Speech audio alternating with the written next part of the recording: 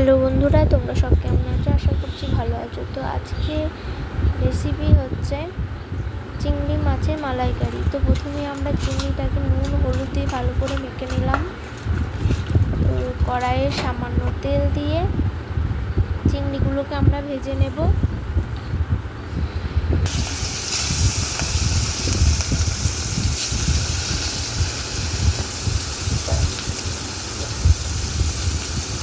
একটু হালকাভাবে ভেজে নেব।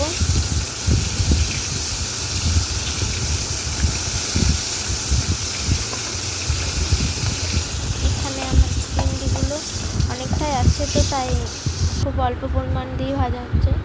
তো আমাদের চিংড়ি মাছ ভাজা হয়ে গেছে। কড়াইয়ে সামান্য তেল দিয়ে আমরা দিয়ে দেবো পেঁয়াজ কুচি, টমেটো কুচি,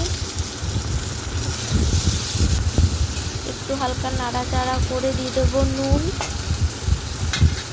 দিয়ে দেবো কাঁচা লঙ্কা, সামান্য হলুদ, আবারও ভালো করে একটু নেড়ে চেড়ে নেব। পরিমাণ মতো সামান্য জল, তারপর দিয়ে দেবো সর্ষে বাটা,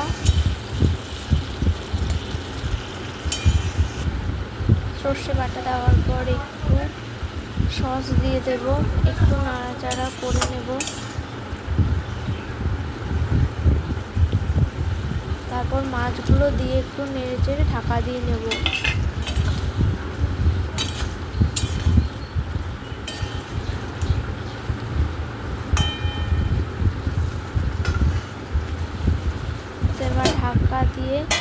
এবার ঢাকাটা ভালো করে সেদ্ধ হয়ে গেছে। তো দেখো, আমাদের চিংড়ি মালাইকারি রেডি হয়ে গেছে বন্ধুরা।